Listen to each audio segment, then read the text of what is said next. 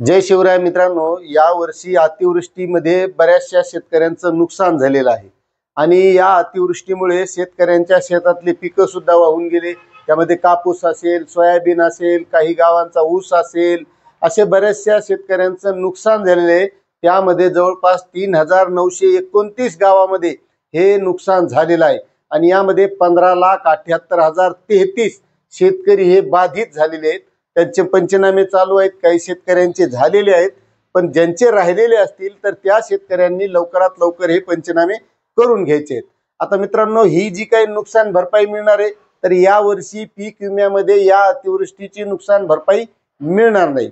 आता शासनच या शेतकऱ्यांना जे काही नुकसान झालेलं आहे त्याबद्दल नुकसान भरपाई देणार आहे। आता नुकसान भरपाई कशी देणार आहे हा महत्त्वाचा प्रश्न आहे, कारण या अगोदर शेतकऱ्यांना 3 हेक्टरच्या मर्यादेत आणि जास्तीची नुकसान भरपाई होती, मात्र आता त्यामध्ये बदल केलेला आहे। आता तो कसा बदल आहे तर शेतकरी मित्रांनो, जून 2024 चा एक शिंदे सरकारचा निर्णय होता। त्या निर्णयामध्ये जिरायती शेतकऱ्यांसाठी 13,600 रुपये प्रति हेक्टर 3 हेक्टरच्या मर्यादेत नुकसान भरपाई मिळत होती। बागायती शेतकऱ्यांना 27,000 रुपये नुकसान भरपाई मिळत होती। त्यानंतर बहुवार्षिक जे काही पिकांचं नुकसान झालं तर यामध्ये 36,000 रुपये नुकसान भरपाई मिळत होती।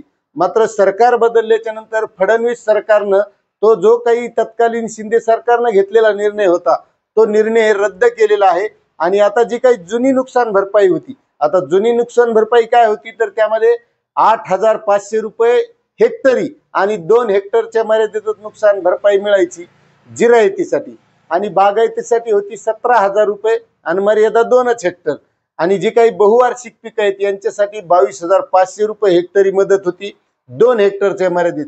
म्हणजे शिंदे सरकारनं जो काही घेतलेला निर्णय होता 3 हेक्टरच्या मर्यादेत आणि मदत सुद्धा त्या माध्यमातून जास्त मिळत होती, आता तो निर्णय रद्द करून फडणवीस सरकारने आता जो काही जुना निर्णय होता 2023 चा त्याच निर्णयाप्रमाणे आता शेतकऱ्यांना नुकसान भरपाई मिळणार आहे। म्हणजे बरेच शेतकरी हे वाट बघत होते की नुकसान भरपाई कोणत्या निकषाने मिळणार, तर शेतकरी मित्रांनो, जुन्याच निर्णयाप्रमाणे आता शेतकऱ्यांना नुकसान भरपाई मिळणार आहे। त्यामुळे तुमचे जर पंचनामे राहिलेले असतील तर आपण लवकरात लवकर करून घ्यावेत आणि त्याच्या याद्या सुद्धा लवकरच प्रसारित होतील, अशी ही माहिती होती। मित्रांनो, आपल्याला माहिती कशी वाटली नक्कीच कमेंट करा। चॅनलवर नवीन असाल तर सबस्क्राईब करा, व्हिडिओला लाईक करा। धन्यवाद।